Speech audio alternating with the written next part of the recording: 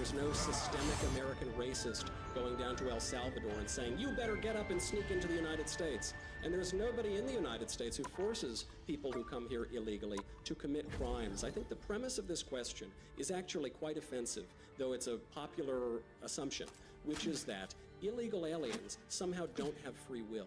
It's the assumption that illegal aliens are somehow morally uneducated. They have no sense of right and wrong. They have no ability to control their emotions and their impulses. This is obviously profoundly racist and not true. We have free will. We have the ability to do what we want to do. This is why, by the way, the majority of Hispanic people in the United States and Hispanic voters oppose illegal immigration. The races are exactly the same. The ethnicity is exactly the same. The question of crime is different because race does not determine your criminality. You don't have to be a witch to find the magic That's not what I'm saying. this I'm world. saying that But people it does of colour help. are more likely to be convicted of crimes unfairly than white people. They're more likely to commit certain crimes, that's true. I don't think that's because of their race. I think it's because of aspects of their free will and perhaps of culture. That's not true. I'm talking about... I've made my I mean, share what I of just said is true. mistakes. I'm not quite sure I where am you're getting fighting the every day statistics to make from, it and you choose From to the federal interpret government. them. You choose to interpret From them the in your... Bureau of Justice 30 Statistics, seconds before you from attack. Homeland Security. Get ready. Well, you said you didn't know where I got my statistics from, and I'm telling you where I get them from.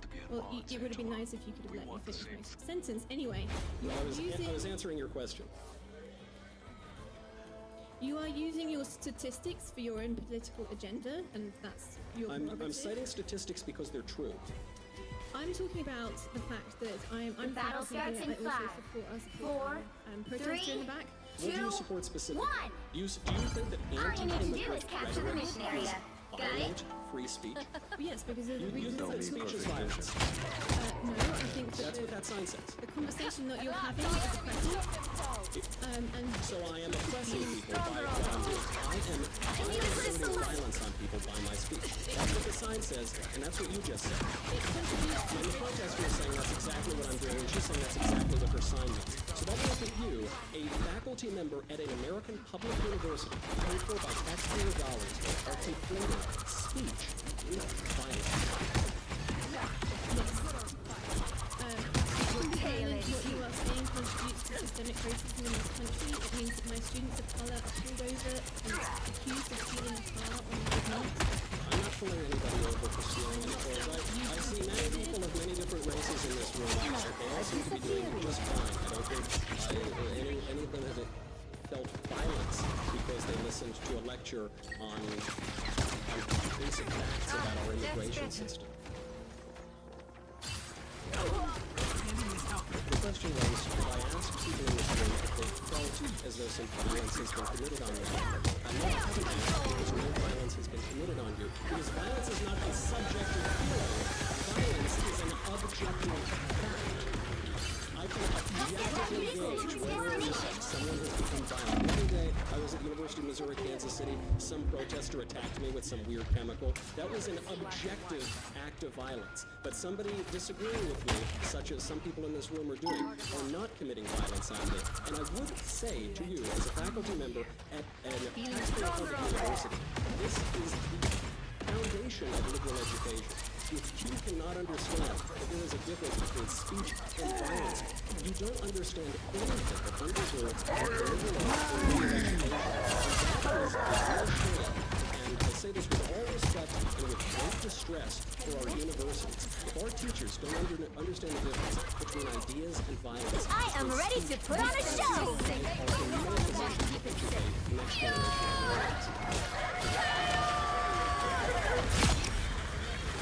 Double kill! You're halfway there. I've Keep been at going! school for 8 years. I understand how Target neutralized. Well. I'm an artist, and I I fully don't think you do. I'm sure you've been to art school for 8 My years, but you do not understand the the sign which says disrupting speech is fascism. The sign says that one, disrupting speech. But yes, Do you understand? yes, these people who are yelling are disrupting my speech, and I agree, it's fascism. Judge, jury, executioner! Understand your idea. Violence is not speech. Let me say it again. Violence is not speech. Let me say it for all the professors in the room. Violence is not speech. Speech is not violence. What a great point to end the Q&A on, right? Violence is not My work speech, here and speech is not violence. Now, of course, we do know there's limitations on the First Amendment. Like, you can't actually incite violence. You can't actually make credible threats. You can't actually defame people. So, yes, there are limits. But when we're talking about speech, the left and the right have different interpretations. The left says that if you make mean statements and introduce facts that they don't agree with, or facts that they disagree with, that is actually violence, okay? But the right is saying, no, it's actually just simply stating facts, and you just don't like them. That is not violence. That's called a conversation, sometimes even a debate. And that debate and conversation is actually how we come to understandings about topics. It's how we actually generate new ideas. But of course, the left has been saying for an awful long time now that speech is violence. Now, why in the world would they do that? Why would they want to frame it that way? Because when they say that we're committing violence, i.e. speech that they disagree with, that gives them the right to do violence against you in some type of weird mental self-defense. Okay? So by them actually coming out all of a sudden they're justifying themselves taking violent actions against anyone they disagree with. Now, who in the world does this sound like? Oh, I don't know, possibly the brown shirts and the black shirts, right? That led to some real good social movements, right? But we're seeing that same thing happening now with Antifa. Okay? Antifa goes out and supposedly peacefully protest, and yet somehow reporters who are out there actually documenting their violent acts, and people who go out there just to simply have conversations end up getting assaulted, end up getting injured, and in some cases end up getting murdered. Right? That is the speech and violence concept the left really wants to push, because now they feel justified in their horrible actions. And that, of course, is exactly what violence is. It's a physical act. But according to people on the left, we have to expand the idea of what violence is. Just like we have to expand the idea of what gender is. Just like expand the idea of what immigration is. They constantly want to move the goalposts to fit into their progressive agenda. And to you and me, it doesn't make perfect sense, because words actually have meaning. Laws actually have meaning. Actions actually have meaning. And speech actually has meaning. But don't tell that to the radical left, because their idea of free speech is shutting down everything they don't agree with. So thank you very much for watching. Don't forget to like, share, comment. Do you like t-shirts? Of course you do. And now you can support the channel by buying an Angry Teacher t-shirt designed by me, Angry Teacher. So if you like America, I am ready to put on a show. you like liberty, then go ahead and click the link in the description. For all designs, of course, are 100% mother approved. So enjoy yourself and find something you like today. This is real fire! That's it! Don't let anything stand in your way. But it's time for Born again! Let's start the week with some. Here is Jeff Bridges on Jimmy Kimmel's Author program, reprising his dude character. It does not go well.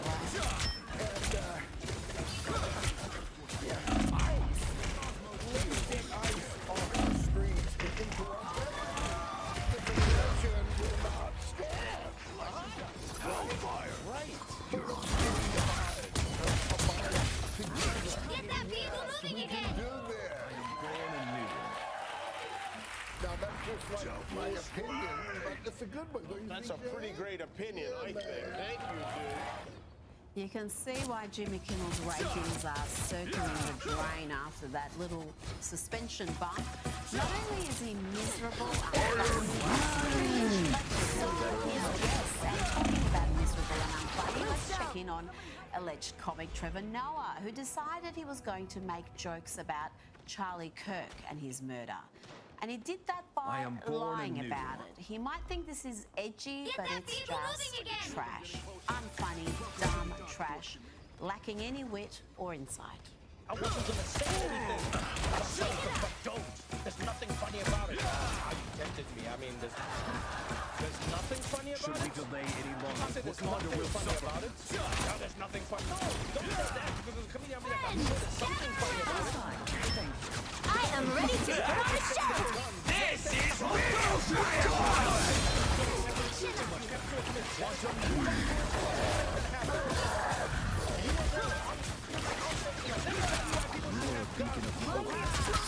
Your life will live on inside us all. And for the record, Charlie wasn't killed defending the Second Amendment. He was murdered as he was about to answer a question about trans killers, about trans activists committing acts of violence.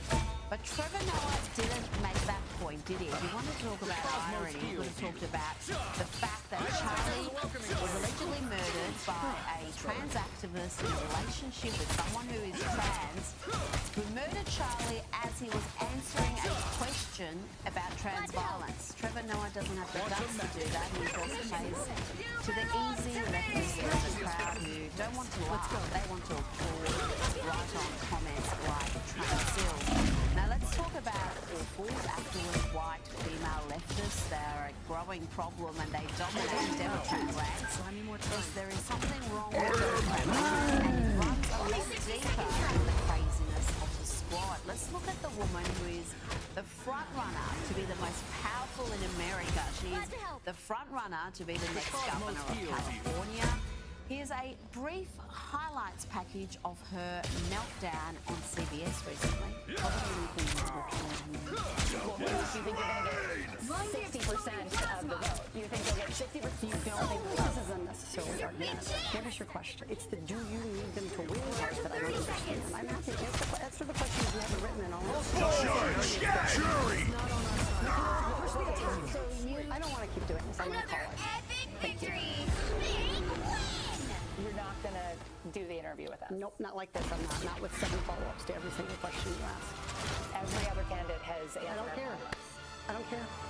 Yep, that's Katie Porter, and she's leading in the polls to take over California, the 4th biggest economy in the world. Maybe that meltdown will change things, but she's been unhinged for a long time. Here she is berating a staff member for getting in her shot. If we don't electrify our transportation sector, that we're going to lose more than 500,000 Californians dying prematurely to air pollution and other problems, and the state could lose. The right heroes could make all the difference. I wanted to tell you that that's actually incorrect. It's not that it's electric vehicles. I will bring peace to this universe, no matter the cost. Okay, it does. Okay, you also were in my shop before that. Stay out of my shop. And let's hear this election night story from Katie Porter involving You don't her have young to be a daughter. went to So find on a election magic night, in this world. I went to pick up my It does daughter from help. water polo practice, and she's 12, and she got in the car and she was crying. She said, Mom, Trump won. Trump's gonna win. And what if I get raped and I need to have an abortion? This is my 12-year-old daughter. I And may so it be was really a powered by reminder chaos, of how but I'm scary trying this to time bring is us for in 30 people. seconds. Oh, Stay Katie, strong. you brought your family into this. That was a mistake because we're now going to check in on what happened during your divorce proceedings. Yes, Katie's ex-husband, Matthew Hoffman, detailed that the Democrat frequently abused him and threw all sorts of things at him during their marriage. She once shattered a glass coffee pot on their kitchen counter when she felt their house wasn't battle starts in clean 5, enough. The 4, ex-husband also 3, said she would not let me 2, have a cell 1. phone because she said you're too An effing dumb opportunity to for operate it. combat. And most The barriers incredibly, he between said that dimensions are California breaking down. became so It's up to us incensed by to the way he was protect. making mashed potatoes that she raised a ceramic bowl of steaming potatoes on his head, burning his scalp. She's the front runner to be governor of California. Goodness me, Democrats are slow learners. And talking about slow learners, let's check in with ABC. Let's have a look at Vice President J.D. Vance absolutely demolishing Better stop that George vehicle. Stephanopoulos, the That should long-term not Democrat stop operative turned ABC News anchor, did not see this coming, and his reaction to it was to abruptly end the Another interview. fearsome foe. This is certainly a lefty response. I don't know what tape you're referring to, George. I saw media reports that Tom Bowman accepted a prize. Want to match that? George, why? Program. I have found more lost souls. Over here. I can heal you. There's still a chance to stop the them. United States about this story regarding historians I've read about, but I don't even know the video that you're talking about. Feel better already. Low information is very difficult to prove because the Democrats and Chuck Schumer have shut down the government. Right now, we're trying to figure out how to get our because Chuck Schumer has shut down the They hit government. a checkpoint. We're focused on a Both the story, you're insinuating criminal wrongdoing against a guy who has done nothing wrong instead of focusing on the fact that our country is struggling because our government's shut down. Let's talk about the real issues, George. I think the American people would benefit much more from that than from you going down some weird left-wing rabbit hole where the facts clearly show the Tom Holman is Let the devil out! Tom Holman accepted $50,000. It was heard on the audio that was recorded by the FBI in September 2024. He did not answer your question. Thank you for your time. I said that I could. Up next, we'll be right back. Joining me now is Newsweek senior editor at large, Article 3 Project Senior Counsel Josh Hammer. Josh, JD Vance had something to say about that interview posted on X. Peace in the Middle East, China threatening critical supply chains. I am here to focus on the real story, a fake scandal involving Tom Holman. I've got to say, Josh, I don't know why George took that interview so abruptly. Surely he's not so sensitive about JD calling out his dwindling audience numbers? Yeah, Rita, ABC, let's not forget, was the media organization that hosted the Vice President debate for JD Vance's involvement. A truly loathsome and pathetic attempt at a moderated debate. That was probably the single worst moderated debate in at least my estimation of the entire cycle last year. So they've shown their true colors. I mean, frankly, when it comes to the media, USA 2 has not shown their true colors. I mean, CBS News making a very interesting decision in hiring Barry Weiss to be editor-in-chief. We'll see how that plays out. But ABC is really doubling down on stupid.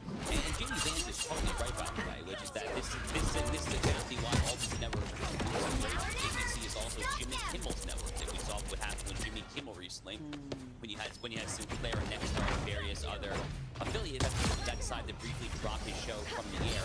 So Rita, this is probably more American in general, especially in my generation, millennials, Gen Z. This is why so many people love having access to TV.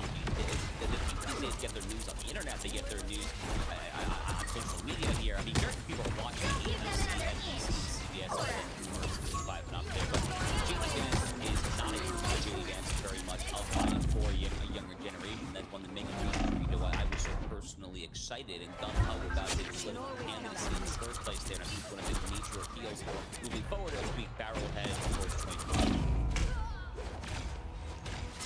ABC had to pay Donald Trump a sizable amount for some of the misreporting, misinformation, deliberate disinformation, whatever you want to call it. Now, I featured Katie Porter earlier. She has a long history of behaviour, underperformance, all sorts of staffing issues, and yet she's the front runner to be the next governor of California, the fourth biggest economy in the world, Josh. It's extraordinary. Yeah, California, I mean, speaking of doubling down on stupid, right? I mean, we're just saying how ABC is doubling down stupid. I mean, what is it going to take for California to sober up at this point? I mean, frankly, the fact that California, Rita, is going down the rabbit hole it is, I have plenty of fellow conservatives here in the United States who are like, oh, California, schmalifornia. Well, look, in theory, I would like to salvage California. Call me idealistic, call me crazy. California is one, massive, it's a lot of people. Two, it's beautiful.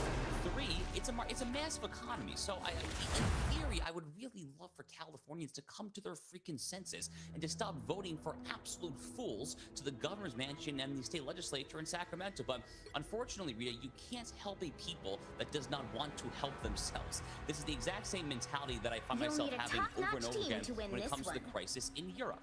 I very much have enjoyed my visits to Europe over the years. I enjoy going to the classic cathedrals and the old streets. It's very different than what we have here in the United States there. I would like for Europe to be preserved, but the Europeans don't want to help themselves when it comes to immigration from cultures that simply do not mesh with their own and so forth there. So same apparently with California. Californians don't want to help themselves. I genuinely wish they would, but if they think that they're going to get any better governance after Gavin Newsom than Katie freaking Porter, then I mean, I've got some news for them, and that's simply not going to be the case. I wish that California would get back to the state that was governed once upon a time by Ronald Reagan. I've watched entire realities consumed by chaos. I won't let that happen again. It wasn't that long ago that California was actually politically not crazy. It's been left-leaning for a long time, but it was not crazy not that long ago. It's a fairly recent trend, and unfortunately, it's a really dastardly one.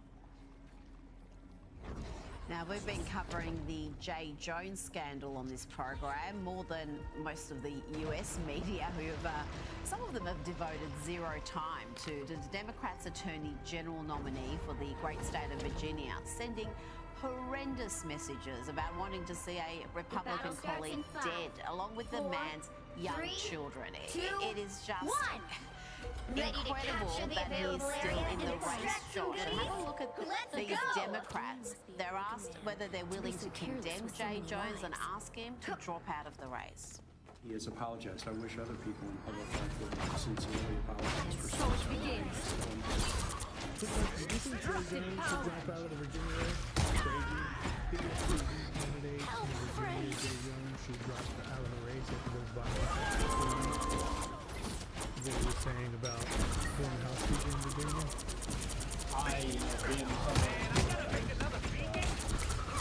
Great job! You're loading up on resources! You've got competition! Do the enemies to extract more resources! Okay, did you see those texts though that he sent? Violent text messages? Up out of the race, Senator Jay Jones? Chin up! That's good. There you go, Josh, Bernie, Chuck, the rest of the lawmakers there. Most of them didn't even want to address the question. Is that good enough? No, I mean, it's obviously not even remotely. This is the problem with the Democratic Party in a nutshell, is that they have this absolute fanatical, radical, decivilizational, anti-American, burn it all down flank. I call them the shock troops of the Democratic Party. That's the Black Lives Matter, Antifa, street thug wing of the Democratic Party movement. And they are increasingly extremely violent, prone, and unlike the summer of love of 2020, where it was mostly limited to looting and arson, vandalism, and property crimes, it's increasingly becoming not just property crimes,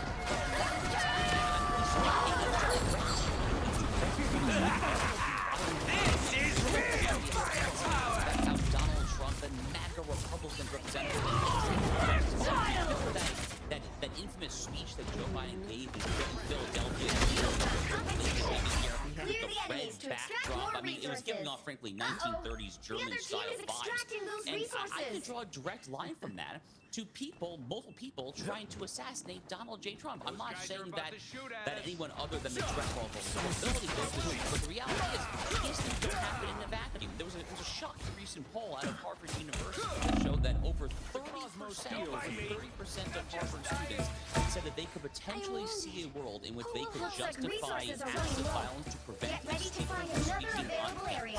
These are the kind of things, whether it's that, whether it's Jay Jones fantasizing about doing political violence, this is the issue. I mean, I'm not exaggerating. This is literally my issues that could bring this to when Americans or any people who are living in a self-governing republic, when you cease to be able to settle your political disputes, your moral disputes, your policy agreements, when you lose the ability to settle that at the ballot box, with the pen, or the keyboard, the megaphone, and so forth, and instead resort to the rifle and bullets and knife, that is how republics die. There's really no joke, there's no exaggeration there, and I find it absolutely appalling, albeit wholly unsurprising, that so few Democrats, other than perhaps Senator Kelly of Arizona, are willing to say anything whatsoever about Jay Jones. Uh-oh! The other team is extracting those resources! We've certainly seen political violence in that place. Determined to clean it up. He says it's like a war zone, it's in decay, it's crime-riddled. The Oregon governor obviously doesn't agree. The Socialist City Council doesn't agree. But even the New York Times, Josh, is finally questioning the wisdom of far-left rule and asking what happens when socialists are in charge. Portland offers a glimpse.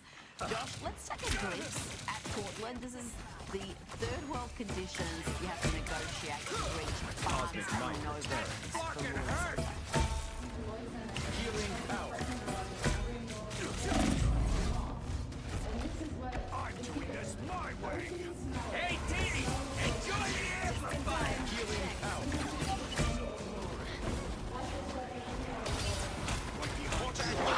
Nearly tapped out here, too. If you're parked right here to get to the World Center. Josh, I take that back. I've been to third world countries countries, they're normally in a lot better shape than that. You know, Portland once upon a time was a shining example of what a forward-looking and forward-thinking American city might look like. I'm thinking back 30, 40 years ago. But at this point, I think you're right, Rita. I've actually never been to Portland, but based on all that I've been able to glean there, my friend Andy No has been ground zero with Portland Antifa riots for years and years now. All that I've seen, I think you can make a very strong argument that Portland is in worse condition on a day-to-day basis from a cost of living, from a quality of life, from a crime perspective than your typical sub-Saharan African city. But Portland's also become a shining example, unfortunately, of a broader national trend, which is you have these cities that are governed in politically monolithic fashion by Democrats year after year, decade after decade. I'm thinking of cities like Baltimore, Maryland, Detroit, Michigan, St. Louis, Missouri, Portland. So many of these cities just have mayor after mayor after mayor who are of one party only. Chicago, another big example there.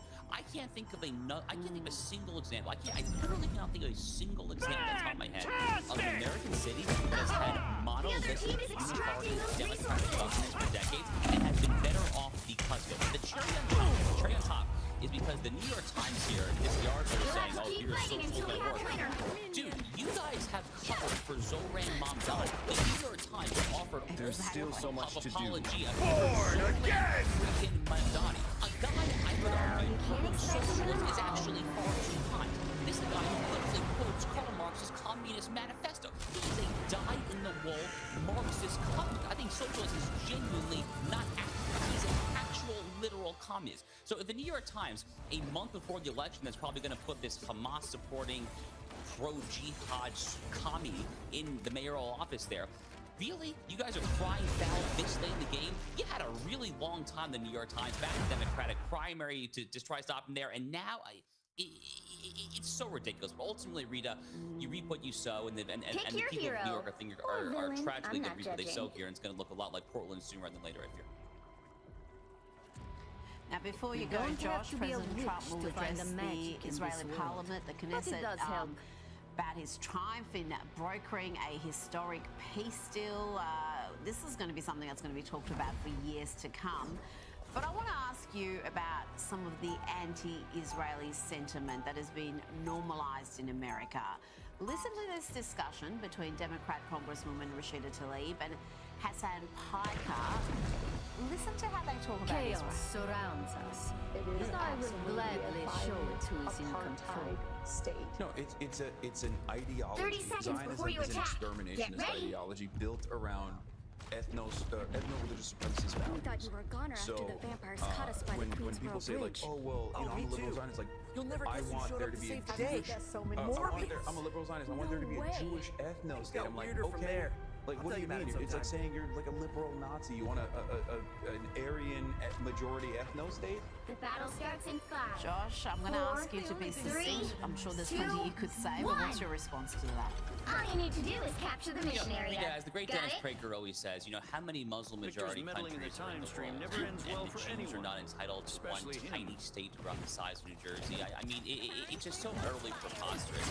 You know, These unfortunately, robotic Rita, I spiders wish really that the abolition was solely an issue of the leftist race, but there are supreme voices on the right that are getting way out of hand on this stuff as well. I'm not sure if this reached Australia, but I was actually accused this past week while I was offline for a Jewish holiday by Mission area is the yours. assassination of my friend Charlie Kirk. Picking on that is literally what she accused me of.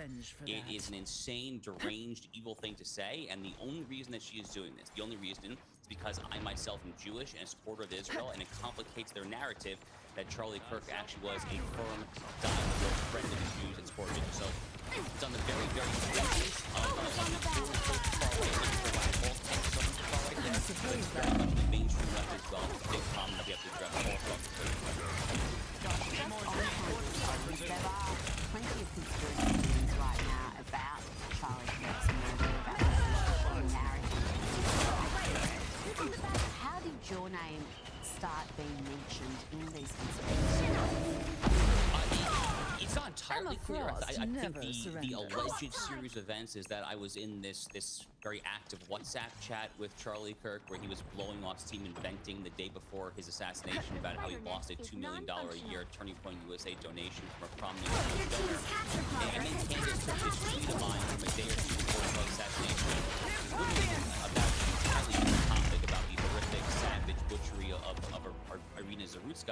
the Charlotte light rail, and I was quote tweeting a tweet from Donald Trump about public executions, and I said based. Candace Owens took this totally out of context. He was like, "Oh my God, Josh Hammer's foreshadowing the assassination of Charlie Kirk turning against Israel." I mean, it's contemptible. I'm a lawyer. I know this is likely defamatory conduct. We're looking into possible legal action. I feel stronger than ever. Josh Hammer joining me now, celebrity and law commentator Kinsey Schofield. Sources close to Harry and Meghan have revealed they were shocked by Meghan's solo Paris trip last week, saying her latest relaunch left them deeply concerned about her marriage to Prince Harry. That's right, this is coming from the Daily Mail. That's the Sussex spoke, but especially Harry to turn down opportunities in Paris because it's where his mother tragically died. We learned over the weekend that Meghan wasn't even invited to the Balenciaga fashion show. She personally reached out to the designer and asked if she could attend, completely dismissive of Prince Harry's feelings. Then following that bizarre trip to Paris, as she accepted a Humanitarian of the Year award for selling jam, she removed Harry's hand from her back on the red carpet. And then the two were spotted going their separate ways throughout New York during their visit. I think this is a legitimate observation when Prince Harry won't shut up about security. 30 seconds before you attack. Get ready. That is very interesting indeed. Now, Meghan Markle is going to be joining former Vice President Kamala Harris and Selena Gomez in Washington, D.C. this week for the Fortune magazine's annual Most Powerful Women Summit, where she will discuss her lifestyle brand as ever and talk about navigating entrepreneurship in the public eye, building a brand that will endure. I mean, I don't know how she can do that. All you need to do is capture the mission area. Minutes ago. Got it? Kinsey, if this is the best, most powerful women list they can put together, then it doesn't say much for this publication. I mean, really, Meghan Markle? How is she powerful? How is she an inspiration to women? She married someone famous from what I can work out. Oh my gosh, is that not the truth? Is she the most powerful in the chicken coop in Montecito? Because that I didn't understand. The idea, the kid and Nancy Revere, Orchard Archetypes, Confessions of a Female Founder, the British Royal Family. These are all just some of the opportunities that Meghan Markle quit cold turkey. What can she teach us about building a brand that will endure? Her rebrands are giving us whiplash over here. I will say it's interesting that Meghan has spent such a significant amount of time away from home between Paris. Now she's heading to Washington, D.C.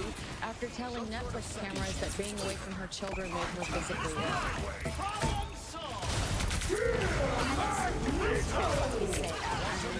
It's not like this is part of her business. This is part of charitable work she's doing. She's basically swanning around, going to fashion shows and collecting awards she doesn't really deserve. So, you know, do you really need to be doing that?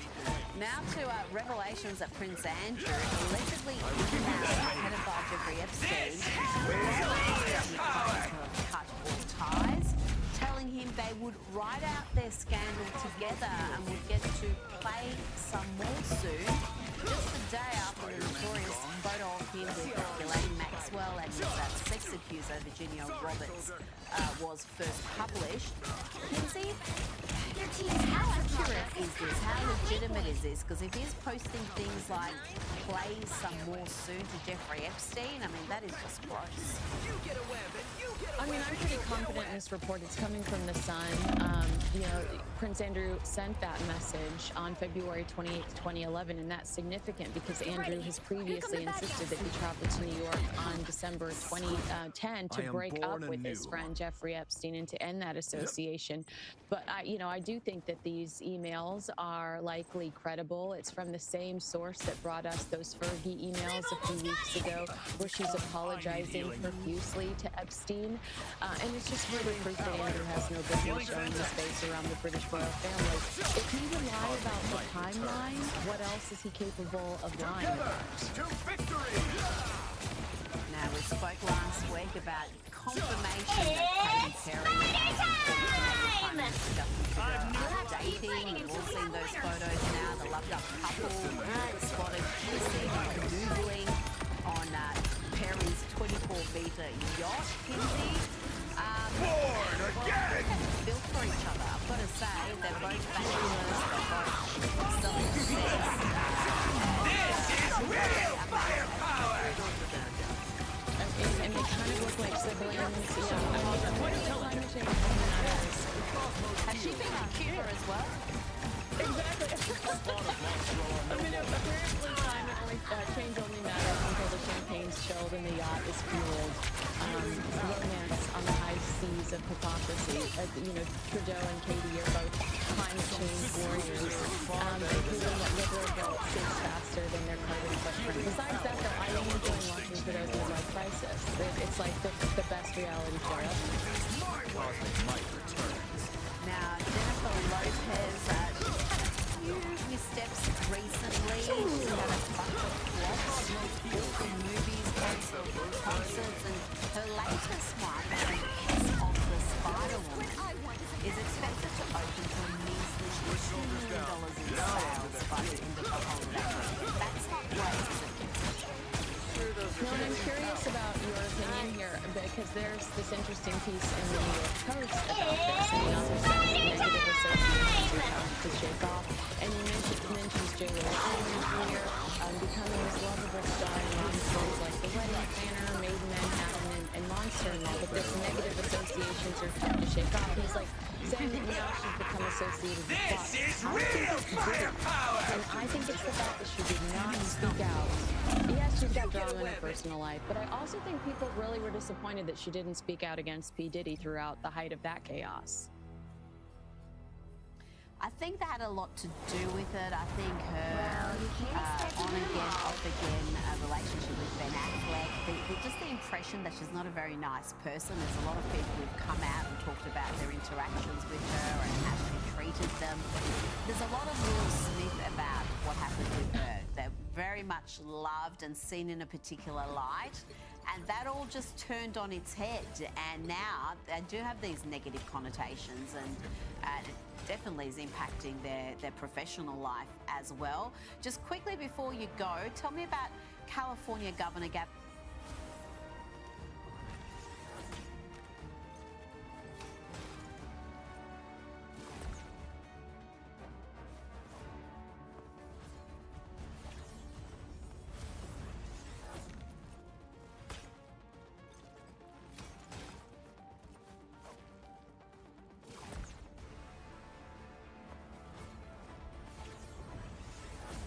One thing, they're militarizing the police.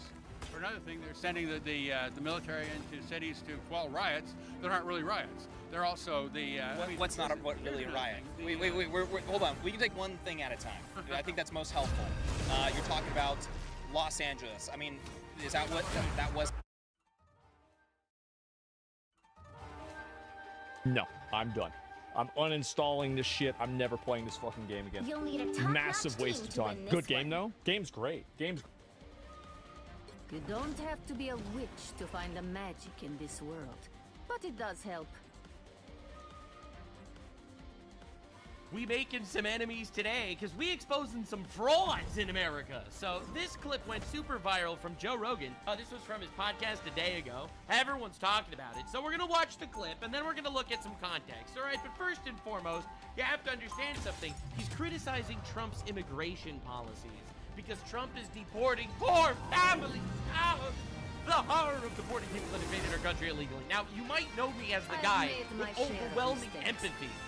If you did somehow get that impression, that is the wrong impression. Empathy is a scam. It is a new world order word developed by feminists to make you feel for things that, honestly, you shouldn't necessarily feel for. I have sympathy, but I don't have empathy for these guys. So, let's just talk about the immigration thing. Let's the talk. way it looks is horrific. All right, so it looks bad the way that people are getting. The battle starts in 5. When you're just arresting people in front of kids and just normal, regular people that have been here for 20 years. Yeah. Except, A, it's not normal, regular people that have been here for 20 years. It's illegal invaders that have invaded into our country. That if they've been here for 20 years, that means they've had 20 years to integrate into society and get some form or level of legality in the country, and they didn't. And also, ripping people away from their kids, like emotional, hyper-feminized, cringe, emotional rage-bait bullshit that is unbelievably fraudulent. Anytime someone commits a crime and they go to jail, it doesn't matter if it's in front of their kids. All right, if a dude robs a convenience store and you arrest the guy, it doesn't matter if he has kids. If someone's driving drunk and with a kid in the car, you arrest the guy, separate him from his kids. Separating from kids is not an actual argument. Otherwise, you are a Hamas terrorist using human shields, where you can commit crimes, but it's okay because you have a baby strapped to you, so therefore not going to treat you under the law. So immediate supremacy is absolute feminized garbage. Don't worry, I'm going to get to all my conspiracy theories how we got there, because I have a take that a lot of people are going to be upset to hear. And I more or less like Joe Rogan. This is a huge bitch move, and I'll give you all of the lore. This is going to be a massive video for the record, because a lot of podcasters are flipping on Trump for things that he essentially promised. And I will get to why. Perhaps it could be correct on their life. Perhaps we're doing the deep dive that I really wish other people would do. But hey, I am the media now. So I guess we gotta do. So, all right, so let's debunk this fraud every step of the way. I'm sure I just lost a couple of Joe Rogan fans. I'm not here to make friends. I'm here to tell the truth and kick ass. That everybody who has a heart can't get along with that. Yeah, I feel really bad when people that are criminals get forced. Unfortunately, that's how society works. Or fortunately, rather, that's how society should work. So stop doing the bullshit grandstanding. Everyone with a heart would hate watching criminals get punished. No, actually, we need law and order, because if you don't have law and order, then you end up falling into chaos and anarchy. Do you understand the level of pathetic, hyper-feminized, emotional garbage spewing from this guy's mouth right now? And again, this guy that more or less likes Joe Rogan. He's like, the voice of the everyman, and I think it's really valuable for people like in society. I think the everyman is being manipulated by the media to think that this is some really horrible thing, that you're actually enforcing laws. It really isn't. This is actually how society literally needs to run. Why would I arrest the pedophile if the pedophile's child would be separated from his parents? With all due respect, we have laws, they need to be enforced, and if we don't enforce them, more laws get broken. So no, I'm sorry. Stop with this heart bullshit. That's why 92.5% of judges were male in the history of By the eye of Agamotto. Everybody who has a heart sees that and goes, that can't be right. That can't be right. That can't be the... No, I have a heart, a big heart. I love my family. I do my best to support my community. I give 20% of my income to charity. Get them out! Get them out! If they're illegal here, they need to leave. All right? Breaking into a country, not legal. What should the punishment be? Removing the guy from the country. He can take his family with him. All right, I'm not separating them from their family. You can take your fucking family. I don't give a shit. No, I'm not going to be girl bossed and gaslighted to make you believe that it's bad to uphold the law. In the most basic and rudimentary forms of law, which is we don't actually want our country being overrun by illegal invaders. No, it's not fair to the citizens of the country, and it's not fair to people that want to immigrate legally. Remember, there's a legal immigration process, and these people are fucking up for everyone.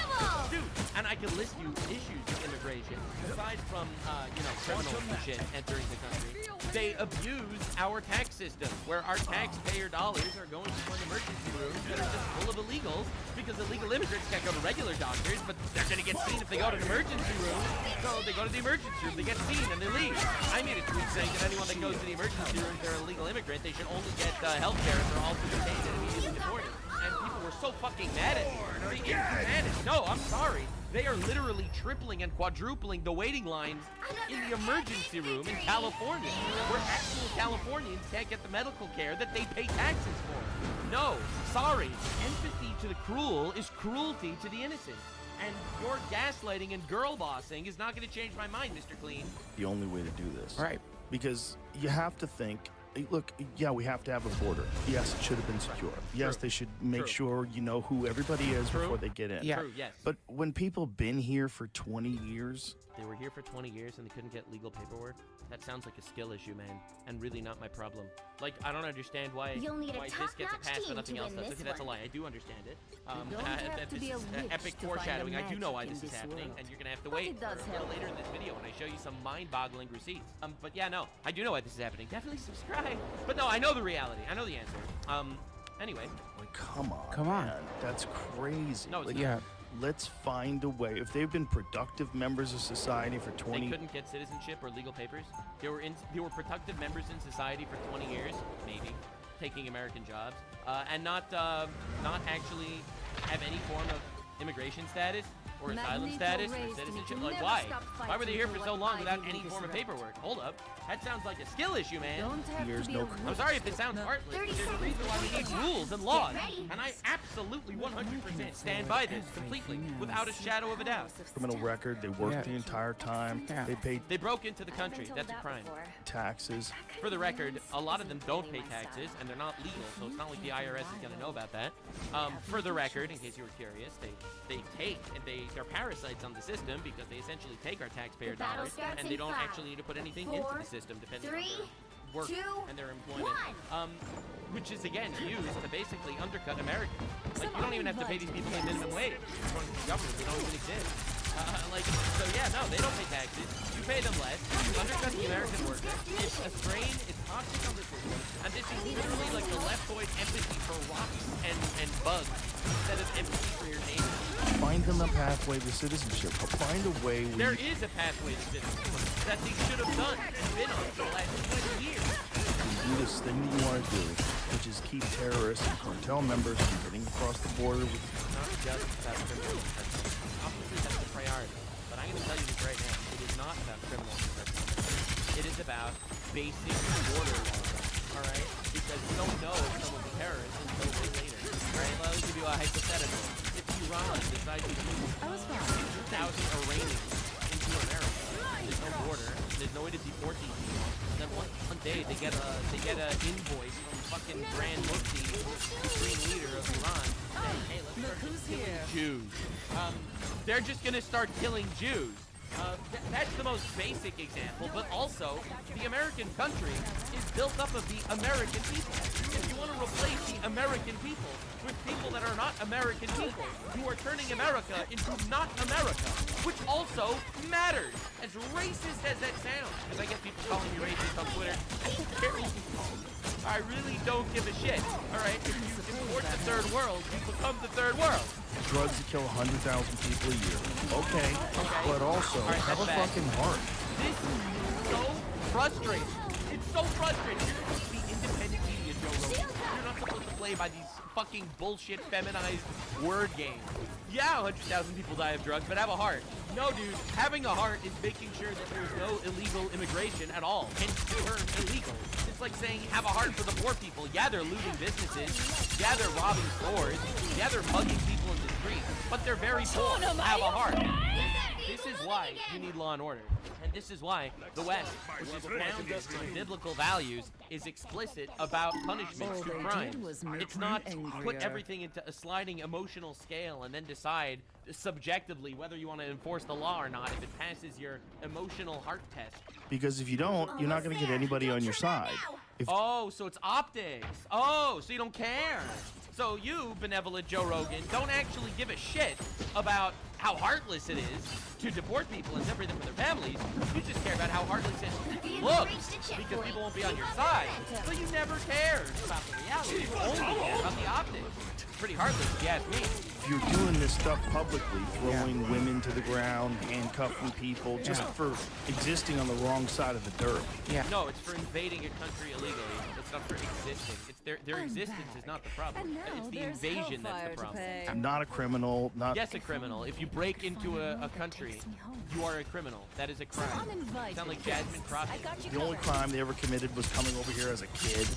Again, they had years to become legal or to enter the proper channels. They probably didn't even know what the fuck was going on. And again, this is gaslighting because the reality is the majority of people are not kids. They're adults. You know, a lot of kids got snuck across when they were already born in Mexico. When they've grown up their entire life in America, they can't even... And they couldn't become a citizen or literally a legal or have some form of status. Speak Spanish. Let's just talk. Again, they were here their whole life. So, anyway, anywho, obviously, every law is let's say, but that's why we have laws. We have a legal system. Like saying, why do you ever imprison criminals if some prisoners are falsely convicted? so we're not supposed to have prisons because some prisoners are falsely convicted. This is as heartless as it sounds. The reality is you want the net biggest positive for your nation and your people and your society when you enforce laws. For the record, I think this is a huge bitch clip of Joe Rogan. I'm not gonna lie, it really is. Now again, how he got here and how he got here. Let me give you some lore. So the lore is, this is what Donald Trump literally ran. This is the CPAC, this was before his election. This was pictured like March of last year. This was long before voting even started for the presidency. And let's see what he literally ran his campaign on. Follow us, Zero. Quantum magic.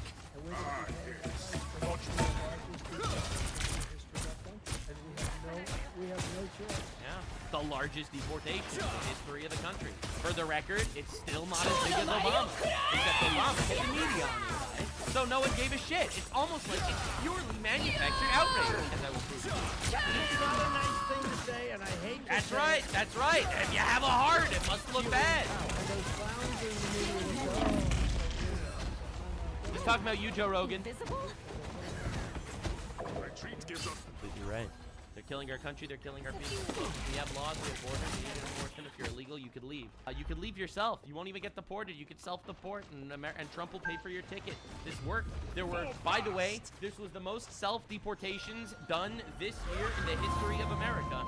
And hey, more people can self-deport. If they're not willing to self-deport by being illegal here, they might get thrown to alligator Alcatraz. And that's the skill issue, brother. So anyway, not to sound heartless, that's like, he literally ran his campaign on the largest mass deportation. And you know who was there for him every step of the way? It was his good buddy Joseph Rogan. Here's Joe Rogan, 60 million views, podcast with Trump before Trump became president. And now before I actually show you the deep lore, let me show you why this is affecting all of the retards today. But no one cared about Obama, dude. And it's purely because of the media. This is Gestapo-like behavior. Gestapo are Nazi soldiers. Essentially saying that Nazi police. ICE officers literally doing the job as mandated by the majority of the American people, which is mass deportation of illegals. That's Gestapo. Plainclothes officers wearing masks. Well, you know why they wear masks? Because people threaten their lives and show up to their houses and threaten their families and attack them, right? Are terrorizing immigrants. The ICE? No, they are deporting illegals. But anyway, this is the messaging, everything fine. Issue is alarming beyond words. Masked men jumping out of unmarked cars, people disappearing, no due process. They are actually not disappearing. There is due process. Due process is figuring out that they're not legal in the country. That's the due process. There you go. That's what's happening. Yep, that's the alien enemy tax, and it's literally completely legal. There is due process. No, they don't get a jury trial, but we're not doing jury trials on, 30 million illegal invaders. We're not doing that shit. Absolutely not. So the due process is making sure that they are not legal in the country, and if that's the case, they can get the fuck out. They could have left themselves, and they didn't, and that sucks for them, honestly. They should have. So, yeah, no, you're not going to gaslight me into feeling bad about this. You're really not. We're being hyperbolic. Yeah, you are being hyperbolic. Your black and brown community, it's here. Wait. It's not about black and brown people, it's about illegals, and the evidence of this is there has not been one deportation of someone legal in the country. And that's the craziest part. If all these guys are telling the truth, no due process, unmasked men, unmarked cars, disappearing people, you would think it would have happened to one person that was legal in America. Not one person legal in America was deported. Not one out of the million deportations. Not one was legal in the country. Let that sink in, all right? And yes, it's all hyperbole. Dangers that we saw in these are governors, by the way. In Nazi Germany, especially in the earliest days of Nazi Germany, are the dangers that we need to react to now. They're taking people off the streets and sending them away. It's a 5-alarm fire, everyone. They are taking people that invaded our country illegally off the streets, and they are deporting them to their home country. That's not a 5-alarm fire. That is literally the mandate of the American people. Every single ICE agent who's engaged in this aggressive overreach, and are trying to hide their identities from the American people. Yeah, because people like you are literally calling them Nazi soldiers. The last time he called someone a Nazi fascist, he was shot in the neck and he bled out in front of his family, and then you all celebrated his death. So no, actually, I don't think they should be taking chances. Will be unsuccessful in doing that. This is not the 1930s, and every single one of them, no matter what it takes, no matter how long it takes, will of course be identified. Donald Trump's modern-day Gestapo is scooping folks up off the streets. They're in unmarked vans, wearing masks, being shipped. Same talking points You'll need a every fucking top-notch guy. team to win this one. You don't have to be a witch to find the magic in this world. But it does help. Despite the constant complaining we hear in basically every something people out. And while that game is obviously the fan. CNN has spectacularly and surprisingly slammed Barack Obama. Honestly, it's not unfair to say if President Obama's going to write a whole post about a peace deal, maybe he should acknowledge the president that brokered it. If Donald Trump gets a peace deal, he deserves the credit. The criticism came after the former president wrote a lengthy post on X that celebrated the end of the war but gave no recognition of Donald Trump's pivotal brokering of the deal. The post read, "After 2 years of unimaginable loss and suffering for Israeli families and the people of Gaza, we should all be encouraged and relieved that an end to the conflict is within sight, that those hostages still being held will be reunited with their families, and that vital aid can start reaching those inside Gaza whose lives have been shattered.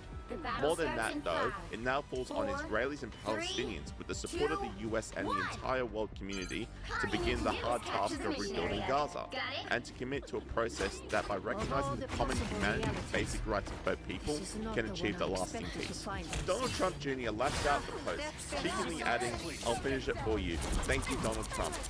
Online commentators were less shocked that CNN called out the former president, with this person saying, "CNN calling out Obama, pigs are flying."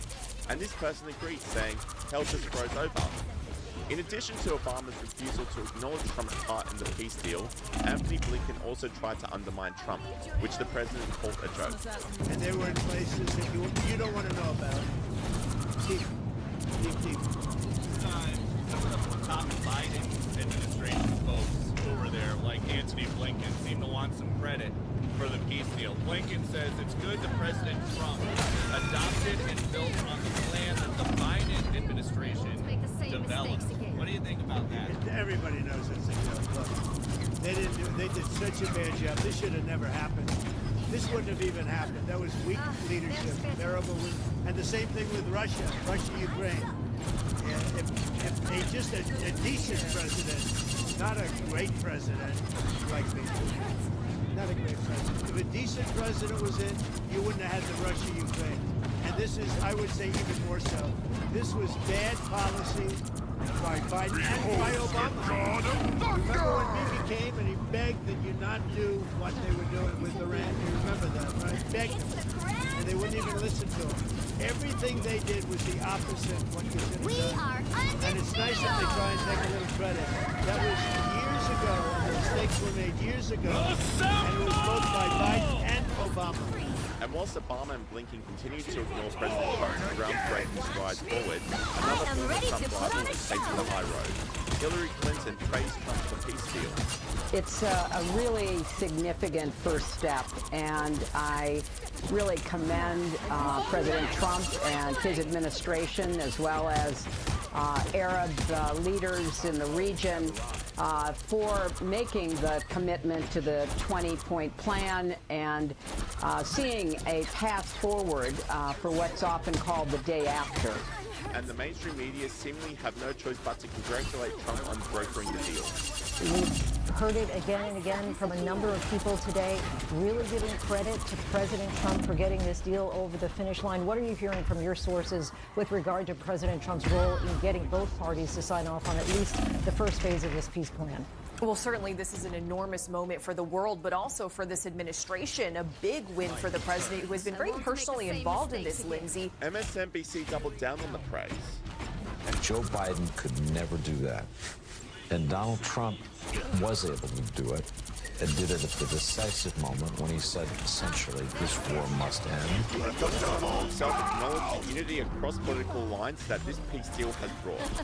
A very special time, and I guess if you read your own papers and your own networks, everybody's very excited about this moment in time. So I'll see you on the plane. I think you're traveling with us, but this is a very special event. There's 500,000 people yesterday and today in Israel, and also the Muslim and Arab countries are all cheering. Everybody's cheering at one time. That's never happened before. Usually if you have one cheering, the other isn't. The other is the opposite. This is the first time everybody is amazed and they're thrilled, and it's an honor to be involved, and we're going to have an amazing time, and it's going to be something that's never happened before. So I'll see you on the plane, and we're going to have a good time. Okay, Peter? Nice to see you. Thank you, everybody. See you in a little while. And Trump is right, with celebrations breaking out on the streets of Gaza over the weekend.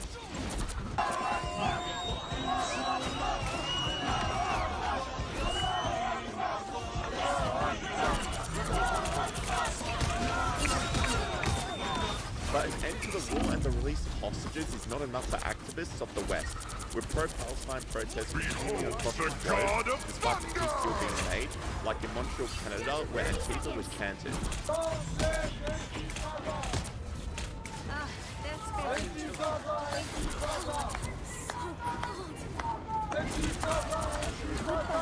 This commentator said, pro-Palestinian Islamists take over the streets of Montreal, Canada. Despite the war being over, they say their work is not done and the protest will continue. It was never about Palestine. It's about destroying the West.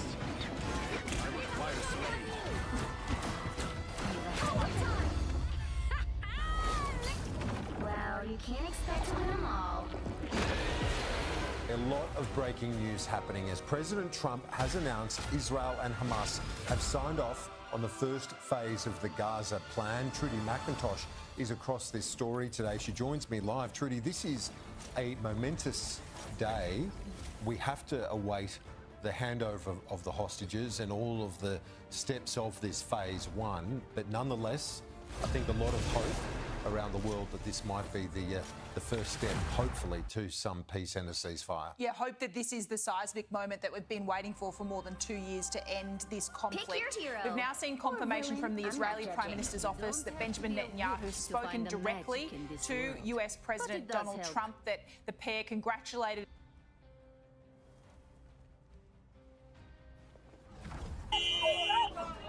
This is the end of the age of terror and death. This is the historic dawn of a new Middle East.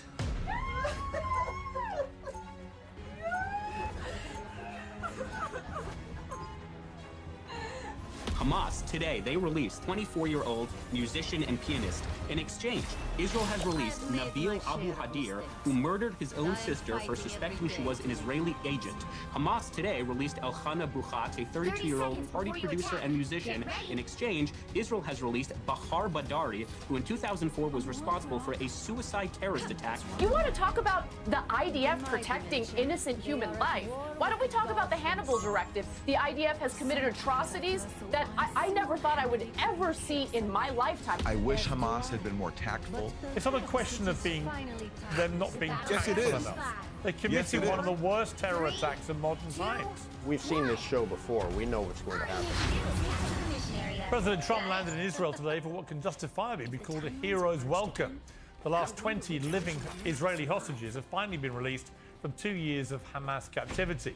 Many of their relatives and supporters held an emotional vigil in Hostage Square all weekend. They heckled any mention of Prime Minister Netanyahu's name, but cheered raucously for the US president, who was given a standing ovation at the Israeli parliament earlier today.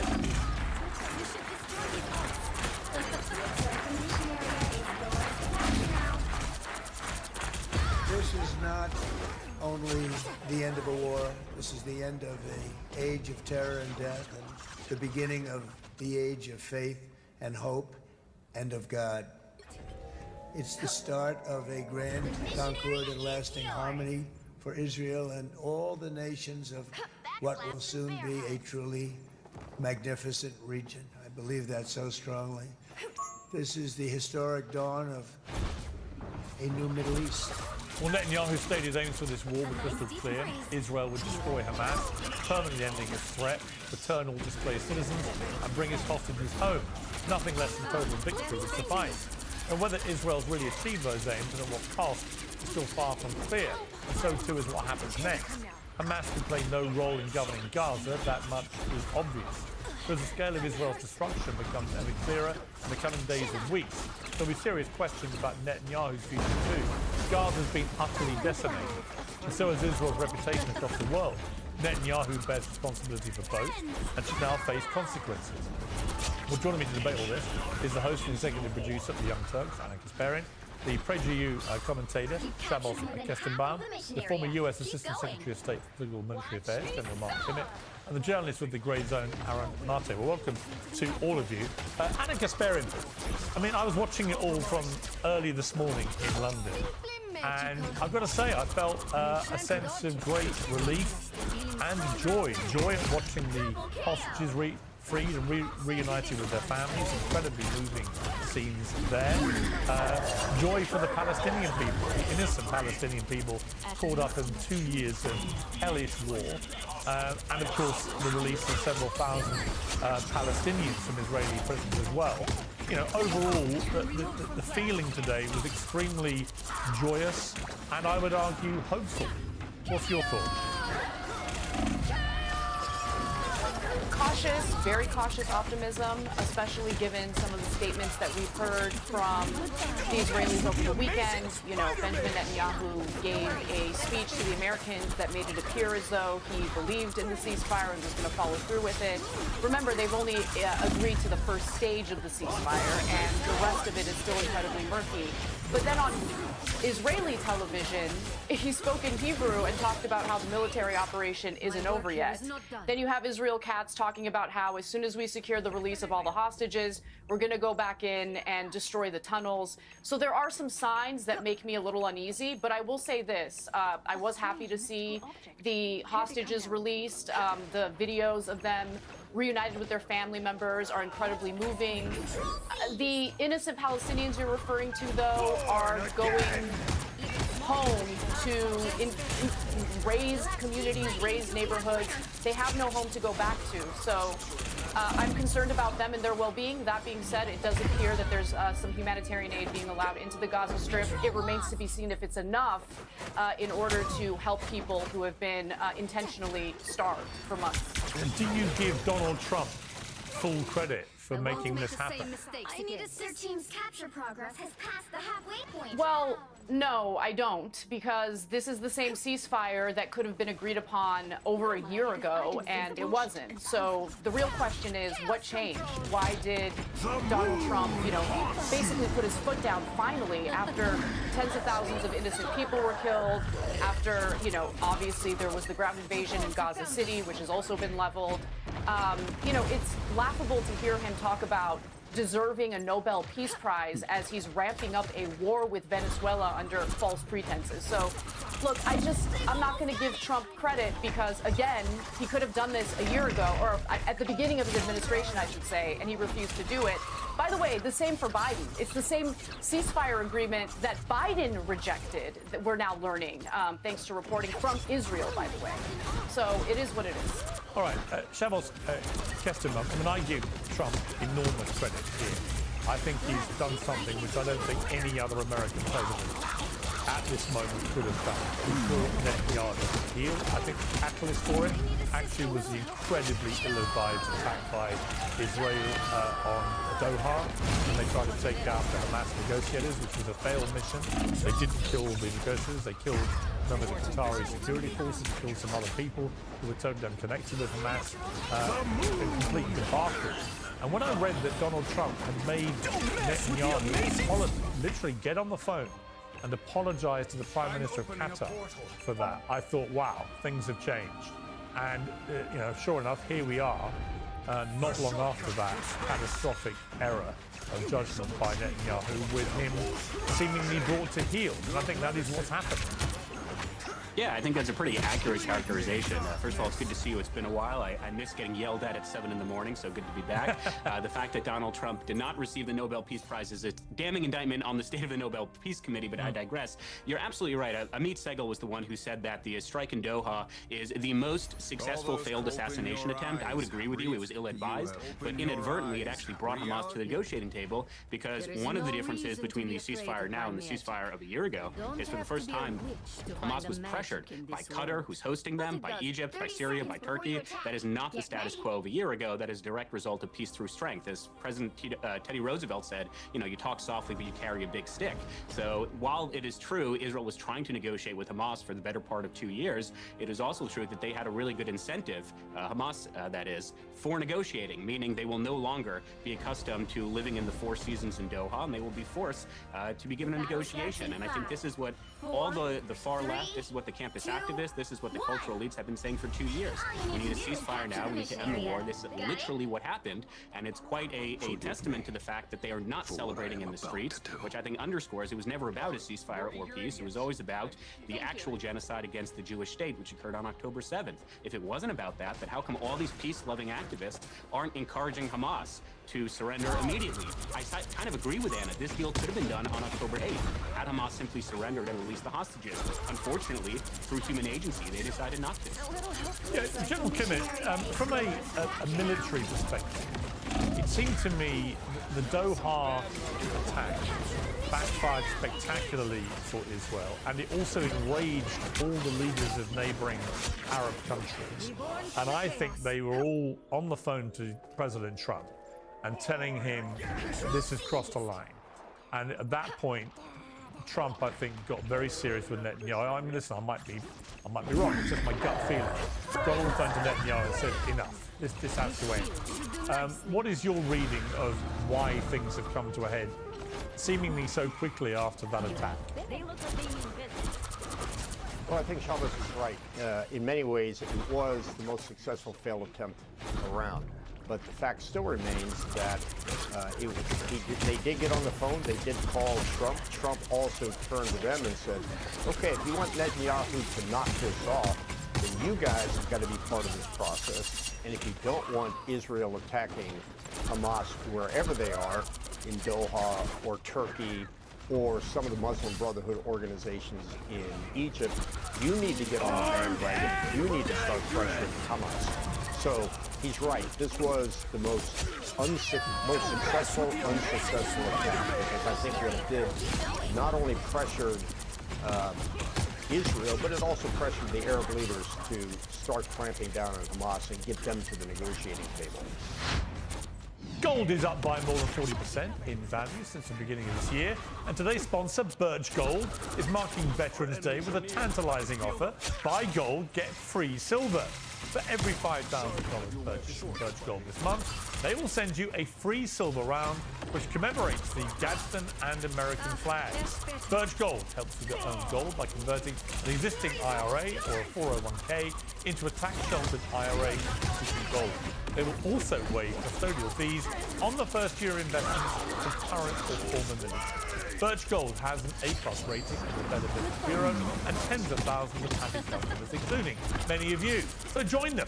Text my name, Piers, P-I-E-R-S, to the number 989898 for a free info kit and claim your eligibility for free silver with qualifying purchases before the end of the month. Again, text my name, Piers, to 989898. Do it today. Everybody seems to agree, General Kimmett, that Hamas will have no role in any government going forward. Where there is a serious point of disagreement is over whether Hamas disarms. This has been part of the Trump plan, the 21-point plan, but Hamas has said they're not intending to disarm. The ideology that fuels Hamas is still clearly there in a number of people. Hamas have clearly not been completely destroyed. We know that because they're still operating. What happens now? I mean, how likely is it that Hamas will disarm?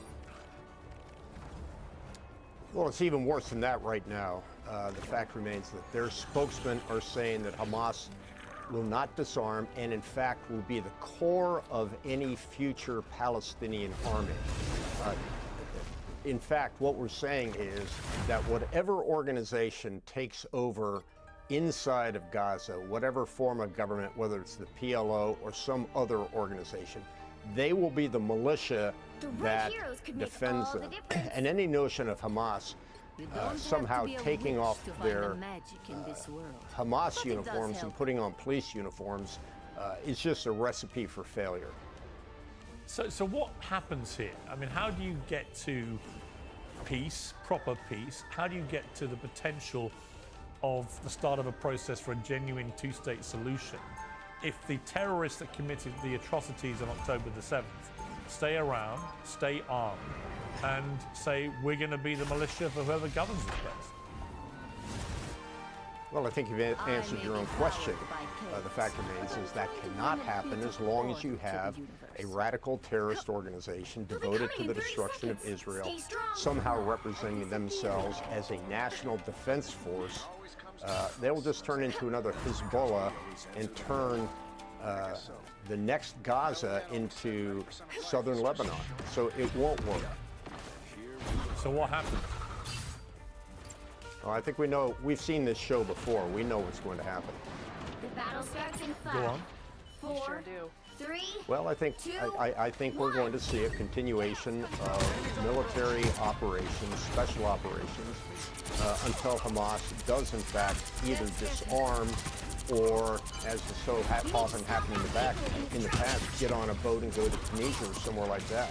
There is no room inside of Gaza as part of a future two-state solution where they represent the military for that country. Aramate, I saw Tony Blair, who's a contentious name at the moment because he wants to be part of the interim government, if you like, or administrative body looking over Gaza until they have a new government. And Donald Trump has said, I don't know if he's popular enough to be involved, so we'll see how that plays out. But he was talking about the parallels with Northern Ireland, where he did forge peace with Bill Clinton, with Senator Mitchell and others. And he was talking about that, you know, ultimately, these things go one of two ways. When you have neighboring people who've been in long-time conflict with each other, they either continue to be in long-time conflict or they get to a point of genuinely wanting peace. And as part of that peace process, the IRA did disarm. So there is a parallel here for terror groups, as the IRA were, to disarming in the cause of peace. But is it likely that Hamas is ever going to want to see it? They seem a very nihilistic group who have been wedded publicly to destroying Israel. They said it after October the 7th through their spokesman on camera. We want to keep doing this. You know, is there any likelihood, do you think, of this following the similar path that we saw in Northern Ireland? Well, first of all, my problem with Tony Blair putting aside his record as a war criminal with this analogy to Ireland is, in the case of Ireland, you don't have a dispute about the recognition of people's right to self-determination. That's sort of there's an awareness there in Ireland that the people of Northern Ireland are a people who have certain rights. In the case of Palestine, and we're discussing here, what I'm hearing from Mark Shabbos is a complete lack of awareness. The Palestinians are living under a brutal military occupation. Either you recognize that or you don't. If you don't recognize that, you're going to have continued disaster for the entire region and continued misery foremost for the Palestinian people. If you recognize, as most of the world does, pretty much the entire world, with the exception of the U.S. and Israel, the Palestinians have been living under one of the most brutal, longest military occupations in the world and have been denied their basic rights. If you don't recognize that, you're not going to solve the problem. And Trump's so-called peace plan does nothing to address that. When it comes to the issue of Palestinian self-determination and Palestinian statehood, there's one line. It says, we recognize Palestinian self-determination and statehood as the aspiration of the Palestinians. If you recognize something as an aspiration but not as a right, you have no obligation to grant it. And the message from Israel, if you listen to Netanyahu, is that there will be no recognition. And he has the full backing of the U.S. in that. And that's not just a Trump thing. This has been bipartisan U.S. policy for decades to reject the one thing that could solve all of this, is grant Palestinians their minimal rights to freedom. And so in that context, people want to make this about Hamas and how they have no right to be there. This isn't about Hamas. Even if Palestinians are the most pragmatic, docile people in the world, Israel would still insist, as they always have, on their self-declared right to steal their land because it's a Jewish supremacist state. Until that's resolved, you're going to have perpetual conflict. And just one correction, on the issue of whether there could have been a deal. After October 7th, Hamas offered Israel to release all the civilian captives in exchange for Israel not attacking Gaza. Israel had no interest in that because October 7th gave them the opportunity to take care of the Gaza problem, as Norman Finkelstein has talked about on your show before. Destroying Gaza, expelling as many people as possible. That's why Israel abandoned its own captives. And that's why, and Anna was correct to say, there was a deal on the table well over a year ago. Israeli negotiator Gershon Baskin, who has years of contacts with Hamas, he's confirmed this. Hamas accepted the exact same deal that was just accepted now. But the truth, I mean, you talk about a brutal occupation, and I don't disagree. But there's also been a brutal occupation of the Palestinian people by Hamas themselves. They were given governance in 2006, they won the election, but for the next 20 years, rather than try and bring any kind of change or prosperity to its people, they built one of the biggest underground tunnel networks in the world has ever seen, frankly, in modern times, and planned an outrageous terror attack on a horrific scale, with 3,000 of them pouring over the border and indiscriminately murdering and kidnapping anyone can get their hands on. Now, that you know, if you look at the way they're treating Palestinian people throughout the last 20 years, you look at the way they have sacrificed Palestinian lives so brazenly and callously as they themselves ran to hide in their tunnels, leaving civilians to be murdered and to be killed, then, you know, you could argue the brutal occupation has worked with both. You could say, yeah, the Israelis have had a brutal form of occupation over the Palestinians, but so has Hamas. I see things differently here. Hamas won the elections, you're correct. What happened immediately? Israel put Gaza under a complete siege, to the point where Israel was counting the calories inside Gaza that it would let every Palestinian in Gaza consume without having a full-blown starvation crisis. The idea was basically to punish the Palestinian people for voting the wrong way, for electing Hamas. And why did they elect Hamas? Because the alternative was the Palestinian Authority, which is corrupt and had become a collaborator with Israel in the farce of the so-called peace process, which was simply just an excuse for Israel to steal more Palestinians. So in that context, Palestinians elected Hamas. Israel responded by putting Gaza under a complete siege, where Gaza had absolutely no hope to rebuild.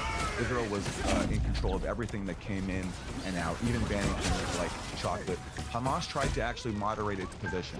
The people laugh at this, but you can look at the record. It's true. And someone like Gershon Baskin, who's an Israeli negotiator, can confirm all this. Hamas leaders started talking about accepting a long-term truce with Israel. Then they started even saying we'd accept a Palestinian state in a very historic compromise. We'll accept the Palestinian state, which is 22% of our historic homeland, the West Bank, Gaza, East Jerusalem. So Hamas was far more moderate on the two-state solution than any Israeli leader. Because unlike Israeli leaders, Palestinians were saying, we'll accept a state within the internationally recognized borders of Israel, pre-June 1967. What did Netanyahu say? He said there'll never be a Palestinian state because Israel insists on keeping these major West Bank settlement blocks full of fanatical settlers from Brooklyn, where I am, who terrorize Palestinians and steal their land and water. So Hamas also tried nonviolent protests, the Great March of Return. That was a massive march of people who went to protest nonviolently, as all people around the world told Palestinians to do. What did Israel do? They gunned people down with US-made weapons, maiming people, killing journalists, killing nurses, killing disabled people, maiming people, and telling Palestinians, no matter what you do, we're going to control you and make your lives impossible. That's the context in which October 7th happened. If you're stressed about back taxes, miss the April deadline, or your books are a mess, well, don't wait. The IRS is cracking down. Penalties add up fast, 5% per month, up to 25% for not filing. Tax Network USA can help. They've assisted thousands of Americans, from employees to business owners and people who haven't filed for years. They have direct access to tax programs and expert negotiators on your side. Tax Network USA knows how to win. You'll get a free consultation, and they may even be able to reduce or eliminate what you owe. So don't wait for the next IRS letter. Call 800-958-1000 or visit tnusa.com/peers. tnusa.com/peers for expert help on your taxes. Okay, just hang fire. I'm going to be joined now by the Palestinian Foreign Minister, Bassem Shaheen. Well, welcome to you, Minister. Thank you very much indeed for joining me.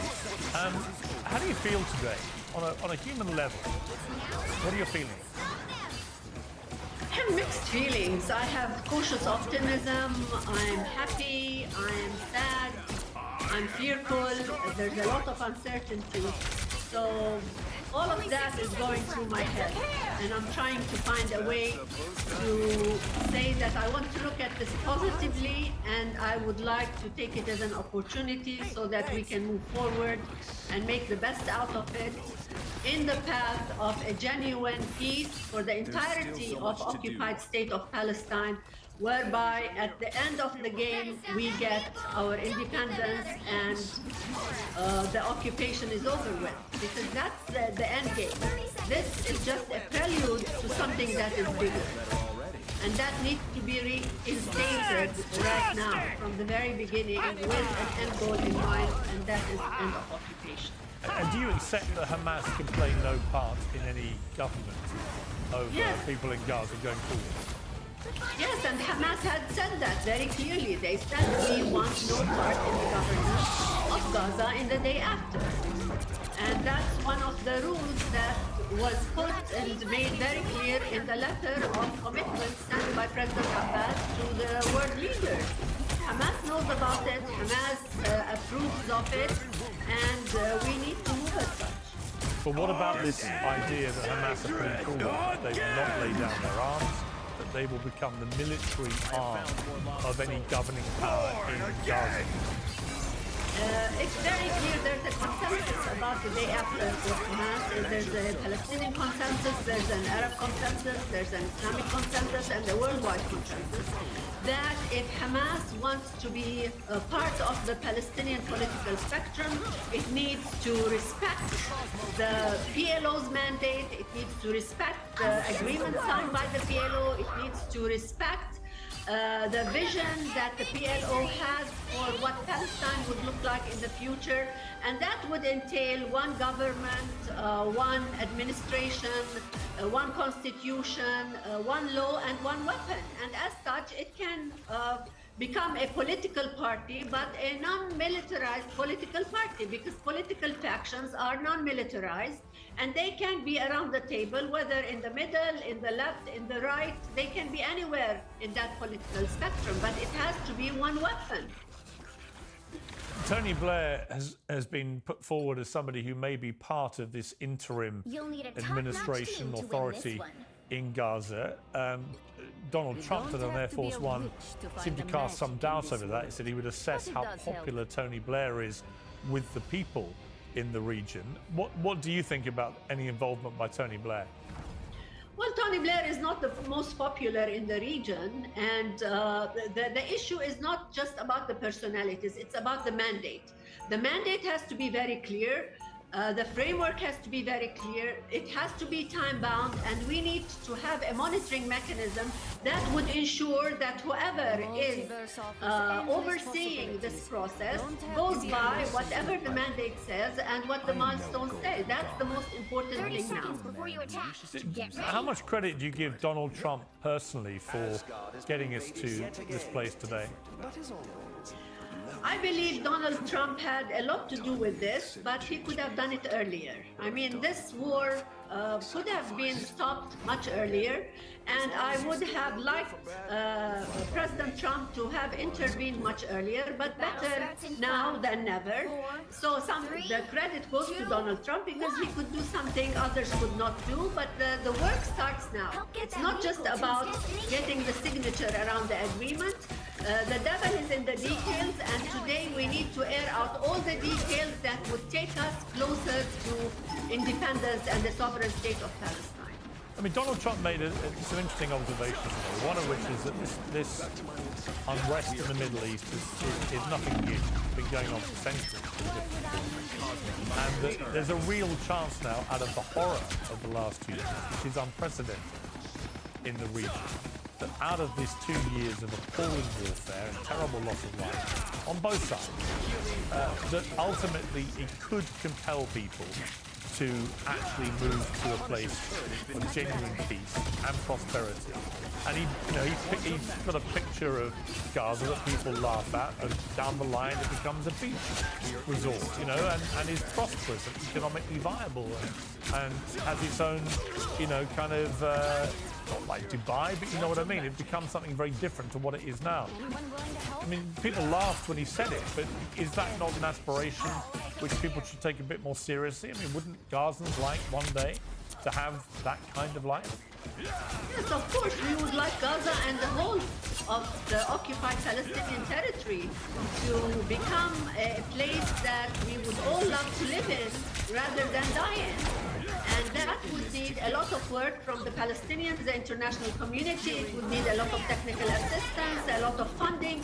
Everything today in Gaza is in shambles, and the situation is also alarming on the West Bank. So if we want to think about the occupied territory and the occupied state of Palestine today and aspire for a better future, we need to look at it as one integral part, not divorced from each other. And the plans should start today. We cannot wait much longer. After all this devastation for the past few years and for decades under oppression, Palestinians deserve a much better life. Faten Shaheen, I really appreciate you joining me. Thank you very much. Thank you.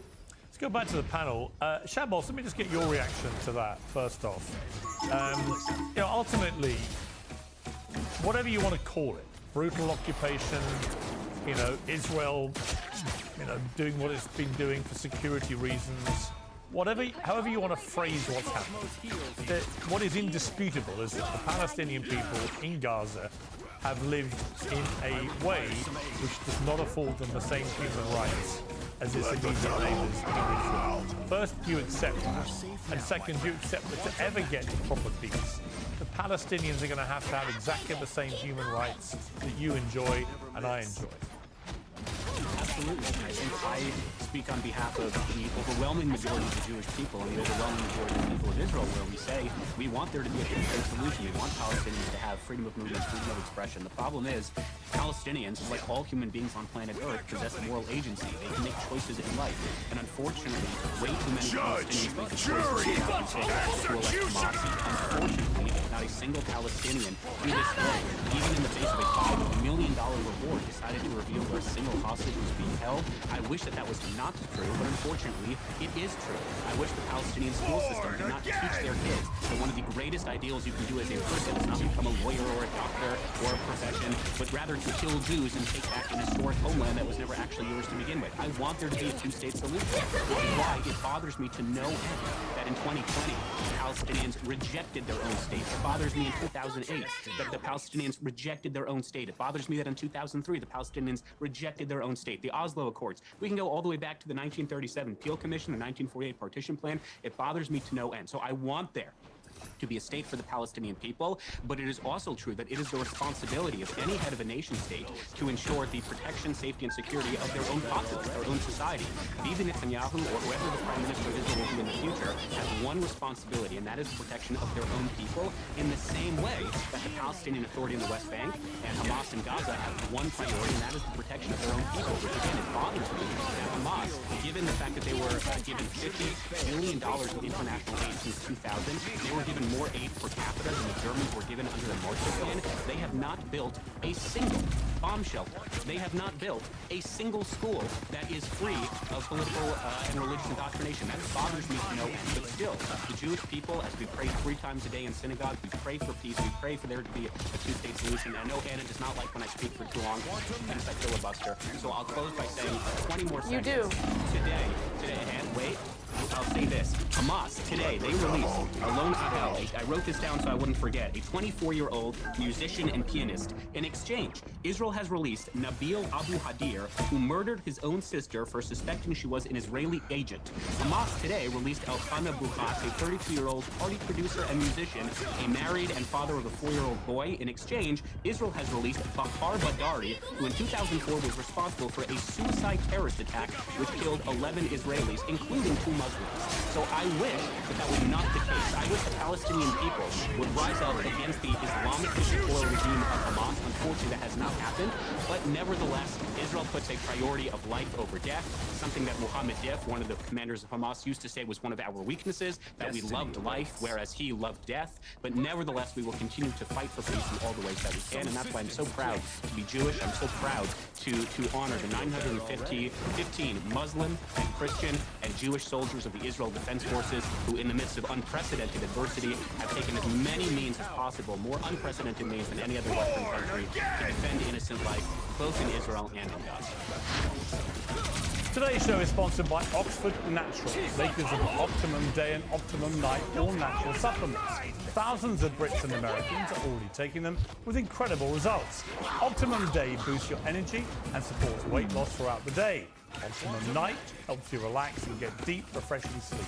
They have countless success stories, including from some very familiar faces. England legend Michael Owen, who lost 40 pounds. AFTV's Robbie, who lost more than 100 pounds. To watch their full stories and many more, scan the QR code on your screen or visit oxfordnatural.com/peers. And here's the best part. Use the code PEERS and get 70% off your first order. Get 70% off with the code PEERS. Anna, can I first of all commend you? Oh my God! Are you really going to let him? They leveled Gaza. They literally have 10,000 people missing in Gaza right now as we speak, presumed dead, trapped under the rubble. Over the weekend, they recovered over 200 bodies. You want to talk about the IDF protecting innocent human life? Why don't we talk about the Hannibal Directive and how many Israelis the IDF shot and killed on October 7th? This is something that Yoav Gallant, the former military minister for Israel, foreign defense minister, came out and said that, yeah, that did happen. We would rather not allow Hamas to take these hostages and use them as leverage. By the way, that's the same Yoav Gallant who, after October 7th, said that the Israelis should not negotiate for the release of the hostages and instead engage in a military operation in Gaza, which is what they did. They've leveled the Gaza Strip. There's nothing for these Palestinian people to go home to. If you want to talk about how the Palestinians and Hamas have rejected offers for a two-state solution, after the clean break memo, after Netanyahu made abundantly clear that he would not allow for the formation of a Palestinian state, after the fact that every effort at creating a two-state solution was undermined by the Israelis. They don't want a two-state solution. The Likud's founding charter pursues the Greater Israel Project. They want that land. They're going to pursue that land. They're going to steal that land. And look, I am hoping that there will be lasting peace. But I'm also smart enough to pay close attention to what's going on in Israeli media.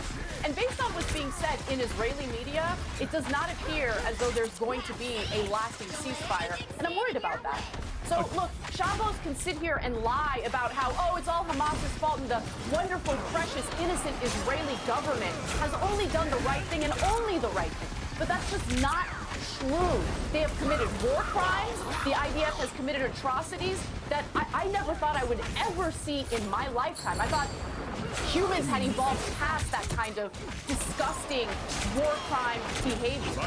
And so to talk about how, like, oh, everything is so great, and Israel, we're going to go ahead and launder their reputation after the atrocities that they committed, after the genocide they carried out. And by the way, the continued atrocities that are currently taking place in the West Bank, I'm not going to sit here and stand for that. It's disgusting. Okay, well, joining me now is the former Israeli Prime Minister, IDF General Ehud Barak. Thank you very much indeed for rejoining me on Uncensored. First of all, your reaction, Ehud Barak, to these extraordinarily historic scenes that we've witnessed today in Israel. So this day was the best one for Israel, I believe, for the Jewish people in the last 2 years. That's for sure. And the first 4 points of the Trump plan had been on the way to be implemented, namely the hostage hostages, live hostages, came back. The Palestinian prisoners released. The bringing back of the dead ones will take some time. We have probably more information than the many other players about where to look for them, but there is a need to go there and to find them. Sometimes to remove the rubble of a building where they are buried underneath. And it might take some time, and the war formally be announced to be over. Now, the next 16 points are not that simple as everyone understands. I think the major